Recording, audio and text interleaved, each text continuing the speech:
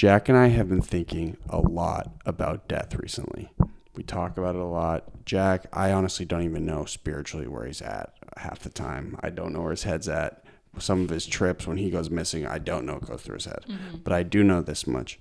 I do know we're on the same page that people get very caught up in the day-to-day. And I do too. But ultimately, we're all going to croak. And it's been happening in our life to people. And I don't want to leave this planet with any regret because I was scared of something. This whole thing scares the fuck out of me. The truth.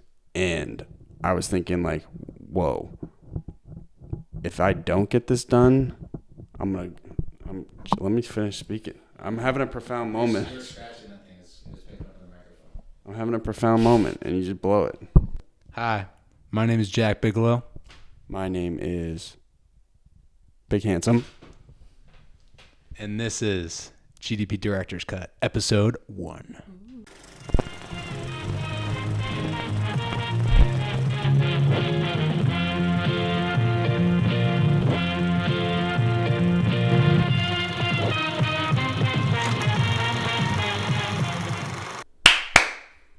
Okay, here we are. My name is Lexi Matthews, and this is GDP, the Director's Cut, Episode 1.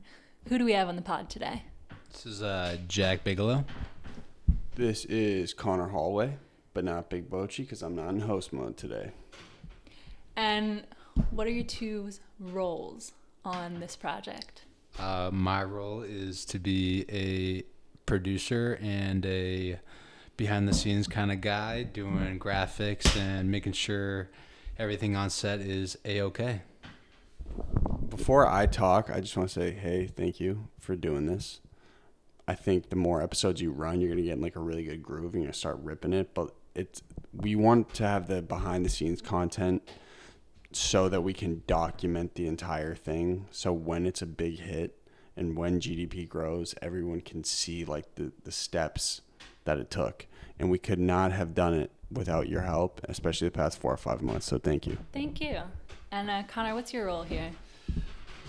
So I would be called the director on this, and I would also be called like the star of the film.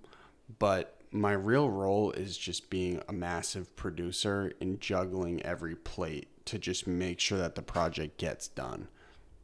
I would say. I used to be like, dude, what the fuck do producers do? Like, what do producers even do? And then you realize, oh shit, I gotta be the one to manage every single part of this project to get it done. Now there's some glory in it for me. But I would agree. I would say Jack is most definitely, although Jack does a lot of the graphics, me and him are pretty much on the same page. Like, all right, this is just what we have to do to get the project done. So he's been doing a ton of stuff. And how did you two first come up with the idea for this project? You want to start? Well, so many years ago, after Conor had left Providence College and we had done a large concert in Boston after he graduated, we wanted to decide what our next steps were, and we wanted to get back into the filmmaking that we had done previously, but we knew before we were able to do that we had to build something in Boston, and that was the podcast. And so we knew once we had the podcast set that the film would be soon after. I think I've had this idea since I was 16 because I used to drive on this road called Sherman's Bridge in Sudbury, and I would play Take Care by Drake. And I was always amazed that Drake like built his own thing out of his own city. And I was like, I don't ever want to go to New York or LA and like try to like toss it up for a chance that a casting director likes me and like that's how like I make it an entertainment. So I just had this concept since I was like 16, like, damn, no, we have to make like the Take Care for whatever we have in Boston.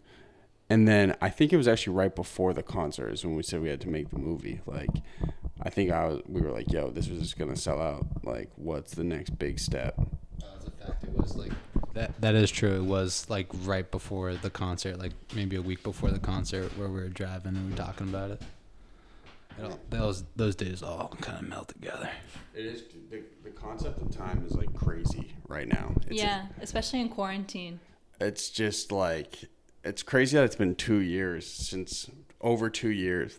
Like it's been 2 years since the Middle East, so it's been like over 2 years since we've been building in Boston. It seems like we started like yesterday.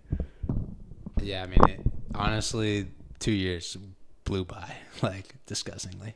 And also what's interesting is you'll see, like, when you get to our age, you're in this, like, rhythm of school, and, like, your schedule's, like, school, summer break, winter break, school. Once you graduate, you're like, damn, like, I really have the rest of my life to, like, do whatever I want. It's wild. When did you guys decide that the podcast had reached a place where you felt comfortable to move forward with the movie? I don't know if it was more the podcast. I think it was more of a personal thing where we were really looking to do something that gave us more purpose and more fulfilling for us. It was something that we'd been talking about for so long, and we just kept on putting it off. Not putting it off, but just kind of festering over it. And I think we were at this point where, like, we either do it now or it gets kind of just pushed under the rug. And we felt like we owed it to ourselves to make it happen. We owed it to, you know, the people that we've told that we were going to do it. And so that was really the big thing, honestly. I still don't think it's the right time to do this. But one thing I've realized through action over the past, like, 4 months is, like, I don't think there's ever going to be a right time to do any of this shit, and you just have to do shit. It's just like the podcast. Like, you know, we move so fast, and it's like, all right, let's get this done. That's the only thing that I think has proven to me over the past, like, 4 years that actually will provide growth. And so if it's not this project that makes the impact we want to do it, I'll make another movie. I don't care. But, like, that's the goal, and I know the only way we're going to get there is by actually doing it. I think a lot of people, like, disguise perfection. Like, people want to make perfect stuff all the time, and that's sweet, and you should care about what you make. But I also think people use, like, oh, it's not perfect, I'm not going to do it yet. I think it's kind of an insecurity thing. And so I think that's kind of what I was doing, at least for a long time. And what do you think, Connor, is still holding you back from feeling 1,000% ready to do this? I hate, like, talking about stuff before it's done. Like, what if we, like, finish this podcast and then the theater's like, dude, you want to make this type of production in our theater? Like, what the fuck's wrong with you? So I'm just, like, always on that anxiety edge. Like, okay, we'll just, like, a little day by day. I personally feel like we're ready because, like Connor said, there is no time to be completely ready. There's no such thing as perfection. I mean, we're always searching for perfection, but you're never going to get there. So it was just about a time of just getting her done, making it happen. I also think that, like Jack was saying, like, I feel frustrated all the time. And it's, like, messed up, but it's the truth. Like, I constantly feel stifled. And so it's only in moments like these where we're like, okay, this is way out of our comfort zone, where we get better and then we, like, grow. And so that's something I'm pretty stoked about with this project. It's hard. It's so hard. And it's dope because it's a challenge. But anything to say, Aquaman? I mean, I feel the same way. I wanted to, you know, the podcast is one thing, but we've gotten it down to a science, basically. And it's become almost kind of comfortable for us. And I was getting frustrated with being in that comfortable position. And I wanted to be a little uncomfortable. And so big projects, events, a short film. I mean, those are things that push you. And I'm just excited for it, like you said. I want to do lit shit in this city. Like, that's always been important to me. Who else is going to do this? You know what I'm saying? I want to show people, like, what we can actually do given the resources in this city. You know what I'm saying? Has this ever kind of been done before? We'll see once we get it done. You know what I'm saying? But I think that we could go to New York or LA pretty easily and do this stuff. But, like, what's unique about that? Who's, like, building in their own city? It's weird being interviewed. I'm so used to being like Big Boji. It's strange. So taking it back a little bit, what was the first steps like in deciding to make a movie? What was the first thing you did after you decided, okay, I want to do this? Well, we had made, I don't know if, have you seen Adderall Boy yet? Mm-hmm. You saw it? Mm-hmm. So that was the first film we made way back. I think right after that, I had started writing this in like early 2018. I had this idea for like an apocalypse. I knew like that movie theater. We were like hanging around that movie theater. And I was like, okay, this would kind of be a good place to shoot something. It's just, I got really disciplined like 15 months ago with everything on my day to day, like writing 5 things down, getting 5 things done. I would never had the ability to actually sit and write. And so I think sometime last summer, I was like, all right, I'm going to write like a scene a day. And so we got to this point where I was like writing a scene a day and a shot list a day for this concept. And then it got so boring. Like writing is so boring. Mm-hmm. A lot of people think it's a blast. No, revising your work is whack. It's so boring. But I think at a certain point we're like, all right, the story's done. I remember I was in a Whole Foods parking lot and I was like, yo, I have the ending for this thing. And Jack, and there's my friend, Jack's arch nemesis, Seabass, who I wrote this with. He's a Marine. I was like, I think this is the ending. And they were like, yeah, I think that would make a good ending. So I think that was in like January when we had like, okay, that's the start, middle, end. Well, you're missing one little part where we actually started shooting a short film. Oh, wow. Like 3 years ago, like right after Dropped Adderall Boy, right? Yeah, dropped Adderall Boy. We actually started doing a second short film. And I'm not really sure what happened, but it wasn't in the pieces. And I think we got bored. I think we just got kind of bored with it. And we realized that we didn't really have like a story for it. It was kind of like just kind of freeballing it. And so we stopped doing it and we focused on the concert that we had and focused on doing the podcast, and the film kind of went in the back burner. Film requires so much focus, which is something you work with us. You know, it's something I have to always have these little things moving at once. It is very hard for me to stick to one project. That's just like my nature. Like I need a million things going on at once. So I think that's why we dropped the ball in the first one. But yeah, we definitely did shoot a piece of this film in 2018. And then we're like, I don't know, I kind of just want to sell some t-shirts, bro. So what made you guys shift your focus onto this project? What changed to make you say, okay, we're going to sit down and do this? Well, I think both me and Conor were kind of pissed off, honestly. I think we were just like getting frustrated. I mean, we've been doing the podcast. The podcast was doing great. And even though the podcast was doing great, me and Conor were still kind of frustrated. And I think it was because we... Frustrated by what? Just the stagnancy? Yeah, just kind of, there wasn't as much excitement, and we didn't feel like we were being pushed enough, or everything was just a little too comfortable. And I think in those moments you get kind of agitated and antsy, and that's kind of how me and Conor were feeling. And so we both had many conversations over the last year or two, and we knew that we had to do something, and the film was always something that we wanted to do. And so we thought, hey, we might as well do it now because we're fucking dying. Okay. I guess we're dying. I think it was in the quarantine that we're like, all right, listen, we got all the time in the world now to plan this. So like, let's plan this. And so I think it really started like battening down the hatches in April. One thing I will say about this project is like the way I see it, and I hate hyping it up to be like the biggest thing in the world, because I like the idea of like, okay, after this one, I'll have another one. But the way I see it is it actually will mark a point in my relationship with Jack and GDP. Like, okay, this has always been like one of these big goals. Like, we have to go get this done. And I think we'll probably reassess everything we're doing after that. I promise you, the podcast will never stop. We'll still drop an episode every single week because I do love running the podcast and I love seeing the week-to-week growth. But I think after this creative explosion of what we're trying to make, I think then Jack and I will probably reassess, like, all right, what do you want to do? What do I want to do? Where do you want to take this? How do we want to change this? Would you agree? I would agree.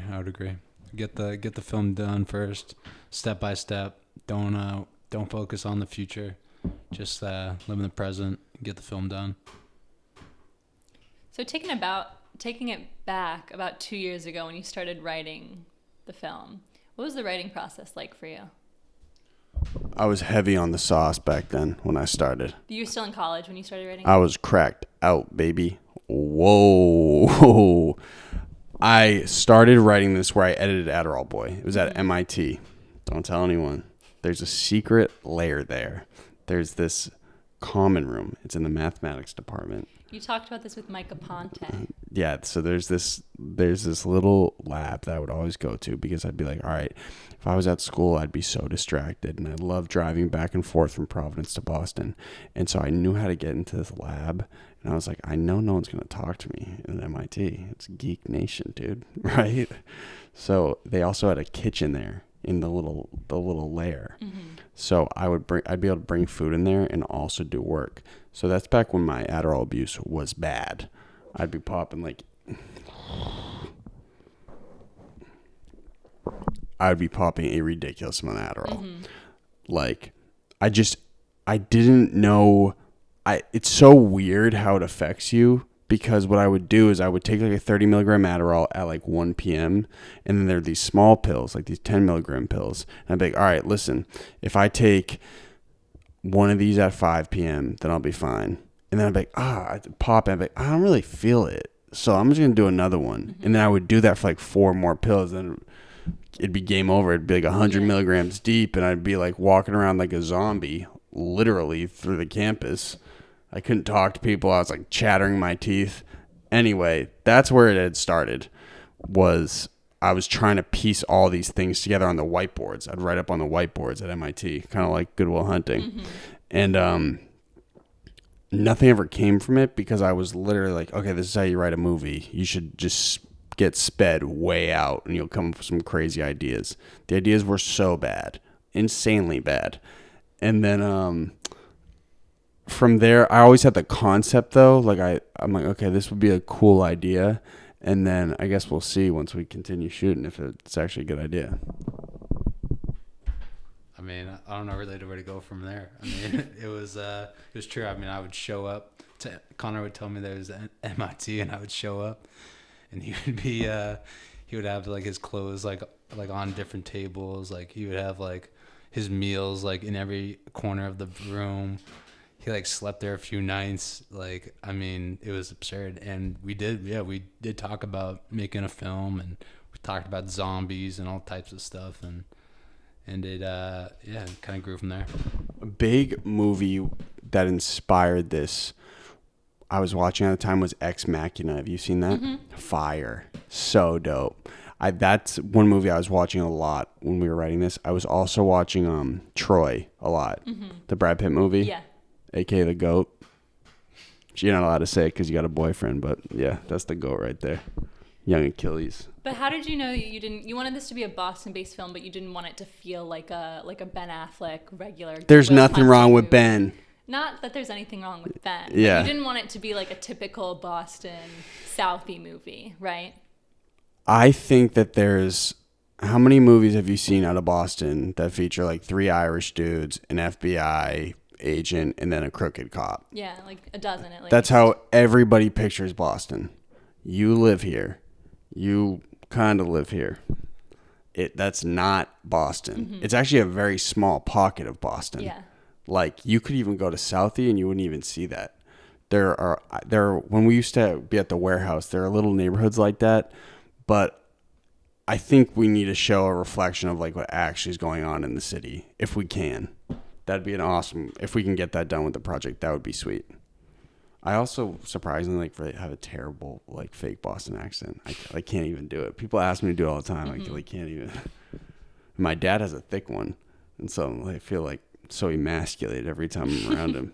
But sometimes I'll like slur. I'll say cherry instead of like cherry. I'll say like cherry. Sometimes I'll just like be a chameleon and try to fit in with everybody. So when did you get the script done? When were you happy with it? Still not done. So Jack and I were literally just talking about it. It's been too long, and so everyone's just like, yo, this is too long. So we've just been cutting stuff. But I think all the basic ideas we probably had done, like, when did we add that South scene where he like he's in the loading bay with It was like, has to be 2 months ago. with Coach? Yeah, so I think at least the last like 2.5 months. Then once you were finished with the writing, if you were happy enough with it, where did you go from there? Then it was just draft after draft, little changes there, cut this, add this. Does this develop the character enough? Are there enough Easter eggs, like all that kind of stuff? Just the little stuff to make sure that the film and the project was tight and it was what we wanted, or at least close to what we wanted. I'm in that execution mode right now where it's like, all right, we just have to get things done. It wasn't until late May where I gave myself a date saying, all right, we're going to start this in late August no matter what. It's as soon as I put that on the Google Calendar, then it seems like everything's just spiraled into it because it's like, all right, that's when we have to start. You're very deadline oriented. I feel like it's a good way to be. It is. Are you deadline oriented? I am, 100%. Are you, Jack? I'm not sure. Be honest with you, I don't think I am. Be honest with you. No shot. Absolutely not. Who hosted Deadline NBC? Was that Dateline? Dateline. Was that Barbara Walters? No. Oh! So now that you've actually been working on it, working more on set, on the scene, stuff like that, what has that process been like for you guys? I mean, we deadass just started yesterday. So I hope we can do a reunion episode in like 3 weeks and we'll have a better idea. But you can speak to that. You were there yesterday throwing balls into the holes in the arcade. But besides just writing, you guys have been busy doing other stuff, arranging for the film, getting things to fall into place. What has that been like?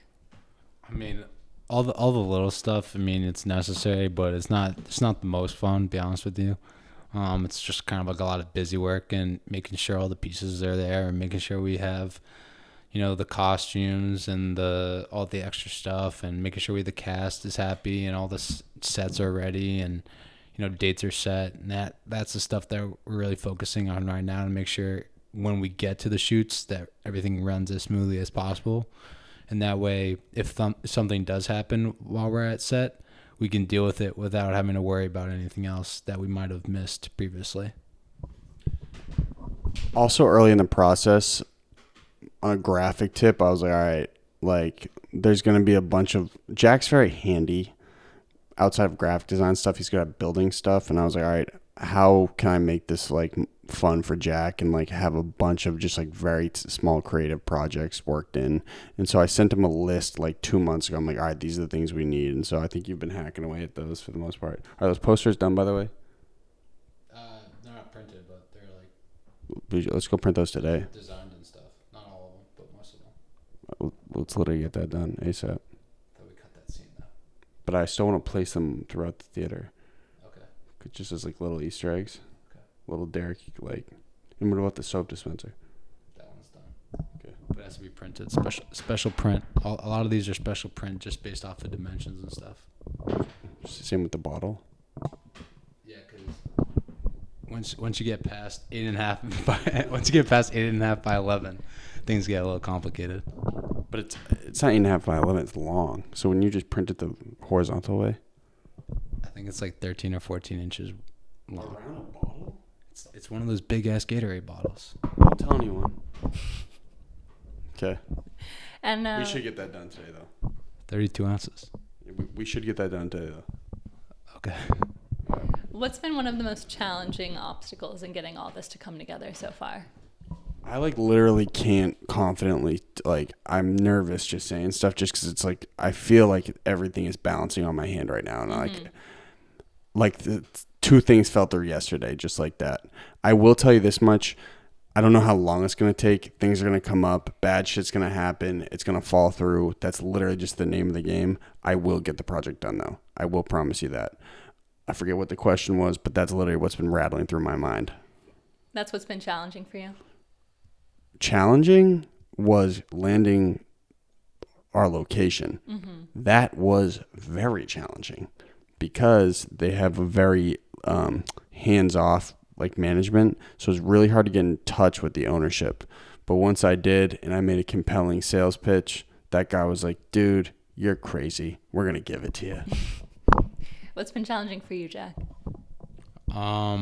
Besides going through the whole script and cutting it down and making the small edits, like that in itself is really just a pain in the butt. But I don't know, just kind of like the anticipation and the constant waiting. I think that's tough. Like I'd rather just kind of get in there and get it done and then worry about stuff once we have it filmed. But I mean, you saw yesterday how important the preparation is. Correct. I mean, it definitely is important to be prepared 100%. And so being patient, I guess, is a tough one for me. As long as we have the shot list like printed, and then I can just be producer, as long as we have that and we're just like, all right, this is the hours we have, that's what we have to get done, we'll get it done. That's why we got to finish these shot lists. What's been the most rewarding part of the process so far? It's just so hard to say because it's just been one day, but I'll tell you this much. Jack and I have thought, and this is going to be fire podcast content, so get ready. This is what you're going to want to cut up. I'm telling you. This is how all the guests should talk. They should be very honest because people can see honesty like crazy. Jack and I have been thinking a lot about death recently. We talk about it a lot. Jack, I honestly don't even know spiritually where he's at half the time. I don't know where his head's at. Some of his trips, when he goes missing, I don't know what goes through his head. But I do know this much. I do know we're on the same page that people get very caught up in the day-to-day. And I do too. But ultimately, we're all going to croak. And it's been happening in our life to people. And I don't want to leave this planet with any regret because I was scared of something. This whole thing scares the fuck out of me. The truth. And I was thinking like, whoa, if I don't get this done, let me finish speaking. I'm having a profound moment. You were scratching that thing. It was picking up on the microphone. I'm having a profound moment and you just blow it. What the fuck? Why don't you do it? Why don't you finish? Sorry, Connor. I don't know. For me personally, like going off of what Connor just said, I think that both me and Connor, we've been gifted with certain aspects and skills that not everyone has. And I think that we realize that it would be a waste and a dishonor to ourselves if we didn't use those skills to do something not just like in general, but for ourselves, as selfishly as that sounds. And so I think that it was basically like, hey, we kind of have to do something in this realm in order to feel like we've, pushed ourselves to be as much as that we can be. And I think that's kind of most rewarding thing is doing what, I don't know if what we should be doing, but at least trying to get there and pushing ourselves to get there. Back, just so I can finish my thoughts on death real quick. Imagine just like you think about doing something your whole life and you never do it because you're scared. Imagine that. I mean, everyone feels fear. Anyone who says they're fearless is lying. But imagine just like being 90 years old and being, all right, it's all done. Did I get that thing done that I always wanted to do and it was always on my mind? I had a conversation with a guy who owns a gas station up the street. Did I tell you about this? Mm-hmm. He's 90 years old and he's kind of sick. And I was talking to him and I was like, so when you like look back on your life, like what do you have any regrets? And he was like, honestly, no. I provided for my family. I gave money to my family back in Lebanon. He's an immigrant. I have 2 regrets, though. One of them, and this is a 90-year-old man who's about to die. He said I don't want to jinx him, but he doesn't have much time left here, and he knows it because he's mentally sharp. He goes, I should have taken more risks. It's a 90-year-old dude on the way out. Imagine thinking that. Like when you're able-bodied, that you didn't go and send it. That's number 1. Number 2, he also said, I should have never gotten married. So I'll keep that in mind. But the thing was, he wasn't joking because he was 90. He was like, I don't think you should get married. And, I mean, you guys' parents are happily married. Mine were never. So I'll just take that with a grain of salt. So we talked about Adderall Boy a little bit before when we first started off. How do you think this project will be different from Adderall Boy? I mean, it's going to be like night and day. I mean, I think the one thing that will be the same is that we will have things in there that directly reflect our own lives and mostly Conor's life in general. And so I think that's the one consistent. I think, and also the fact that Conor's the star of the show. But I think visually, and I think you're going to see a huge amount of growth. I mean, I'll watch Adderall Boy once in a while, and I'm like still shocked on just how like the shots look and all the audio and stuff. I mean, it's pretty comical. I mean, we were really just doing it and flying by the seat of our pants and just trying to figure out things on the way. And now that we're a little bit more professional, I would say, and working with professional people, I think it's going to be kind of night and day when it comes to the actual quality of the project.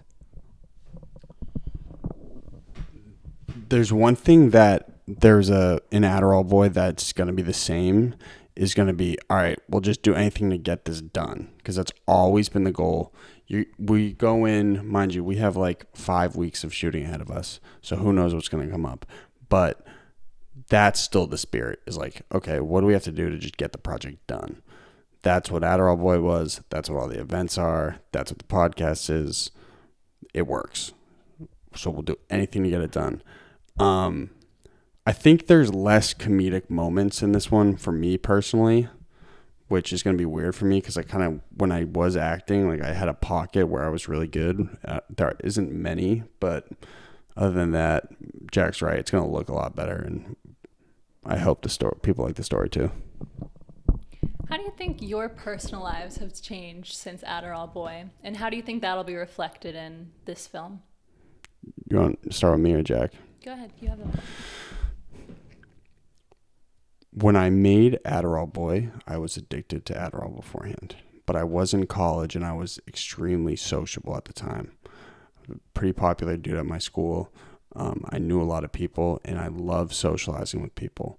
One thing about the last 2 years is, although essentially building GDP has just been based off building like a network of a ton of people in the city, it's very isolating. Not so much now with the team. Last year, really isolating, very lonely. And so I think this project will reflect that in the screenplay a lot more. It's a lot less like zaniness, and it's a lot more like, damn, these dudes have been grinding. And it's not just me. Jack and I obviously don't live together, but Jack has also been committed for the last 2 years to build what we've built thus far.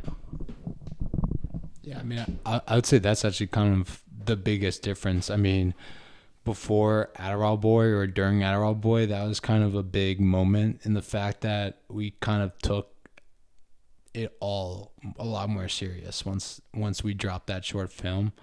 And I saw value in what we were doing, even though it's, it might not be taken as seriously to others. And I saw value in it, and I realized that, hey, maybe we should run with this thing. And that was the biggest difference, kind of realizing that, like, shit, we can just kind of follow what we want to do. This is our own lives, do what we want to do. And I think that was the biggest change, honestly. I I'd also say I'm way more of a competitive psycho now than I was. Like, back then it was like, all right, I just want to, like, make a project that people like. But I'm, like, very dead set on being successful, much more now than I was then. And I think a lot of the experiences over the last 2 years have been like, all right, like, just like we're working to this point. We're working to this point. Like, are we going to get to that point? I don't think that's how success works, honestly. As we've had wins, but I think success is very gradual. I think one day you get there and you're just like, yo, this is what it's like. Damn, this is a beat. This is whack. So you said earlier this is pretty much the first day of shooting, first day of really starting working. When you're finished with this, what advice do you want to give yourself now that you hope you have learned in the end of this project? Do it. That just brain blasted me for a second. One, you're doing a great job with the questions. Thank you. What she's saying is So like this is like a time capsule. So like in like 6 weeks when we listen to this, what's the message you want to send yourself? Right? Yeah, exactly. All right, I got one. Be patient with Conor. That's probably my biggest one, honestly. And just yeah, we'll get it done. We'll make it happen.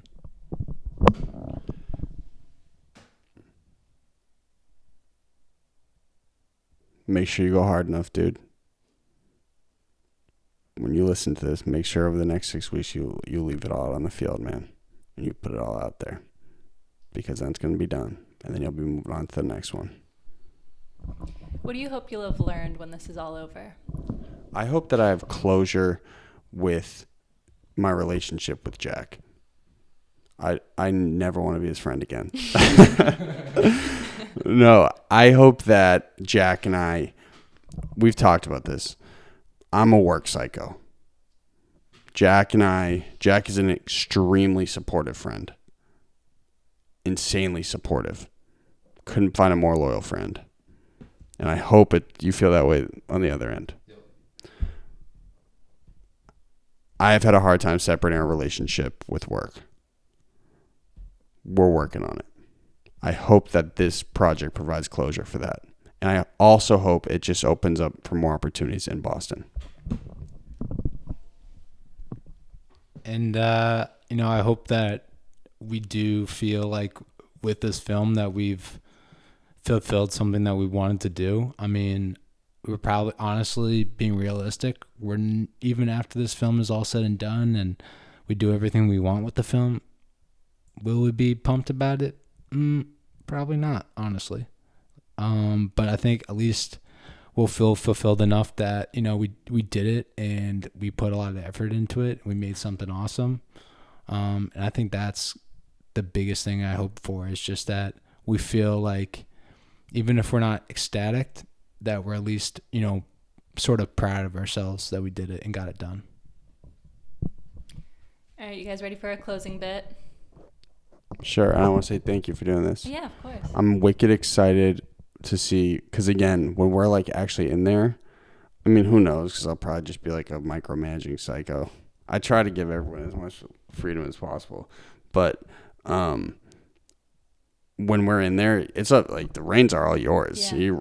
If you need help on the tech end, you just let me know on how to run episodes. But dude, you're gonna make a sick podcast. I'm ready. Yeah.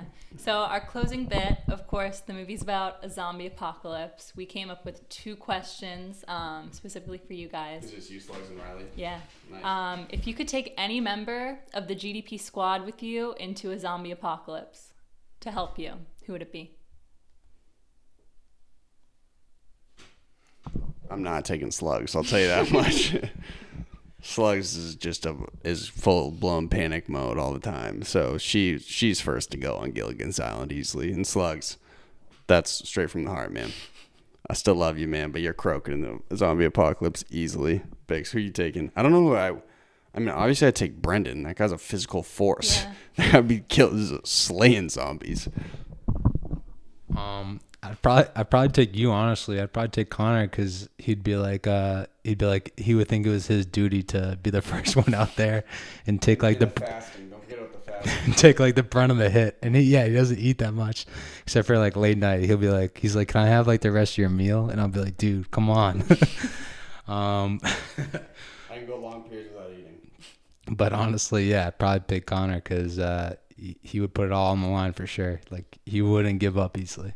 And I'm not gonna put you on blast, Lexi, but like you have to take you have like conditions with like medication. Like what happens when they like run out of the pharmaceuticals? It's game over. You're right. Dead ass. And our follow-up to that is, if you could take any GDP guest from all 200 episodes into the zombie apocalypse with you, who would you take? Oh, that's a great question. These are fire questions. Shit. Can I go back? Can I go back to the guests? Yeah, go for it. I'll tell you mine. All right, you yeah, guys let's hear it. No, I want you to go first. I don't want to steal your thunder. I mean, we've done like 5,000 episodes. I'll tell you this much for everyone listening into this. It's been like not 10 days since we ran a podcast, and I like miss running it already. I'll be back. Don't you guys worry.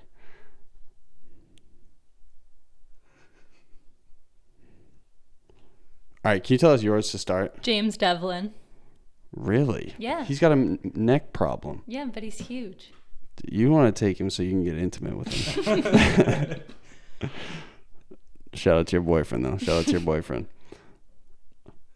Like Mike Rosa would be good to take with you just because he's crazy. Or his cousin. Charles. Yeah, Charles. Just big bite people's faces off. I would take also the mountain bike guy we had on a long time ago. It was Nikolai? before I started, yeah. Really? Mm-hmm. I'm trying to think. See, I would take Rob Kearney, but like that dude eats so much food, so Yeah, it's like he would eat you. Yeah, he'd be like, eating everybody's food. Who's like really smart and like very tactical? Well, Micah Ponte probably understands stuff Micah like that, right? Ponte. He's probably like looking at the angles. He goes, "Okay, we gotta go that direction." Have we ever had? This is a really good point. We've never had like a Bear Grylls type on the show, right? Ooh, maybe we'll take the psychic. I feel like someone like maybe like in the nutrition field. I would assume maybe they would have some health backgrounds, or maybe even one of those. Oh, never mind. I was gonna say those doctors, but they were wrong about the coronavirus. They'd be Shouts like, out to you zombie guys, apocalypse, no big deal. But trust me, this will all be over soon. They're like, oh yeah, zombie bite. Yeah, that won't do anything. Dead ass. Well, I guess Scott Sigmund. He's a doctor. Yeah.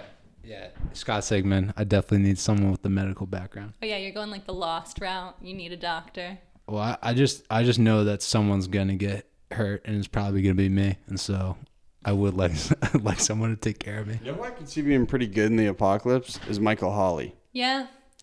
Our other Riley said Becca Peasy. Well, she just like run up mountains and stuff, Yeah. but she probably would be like, She would "You're leave too you in the slow." dust. Yeah. Yeah, it would be dust.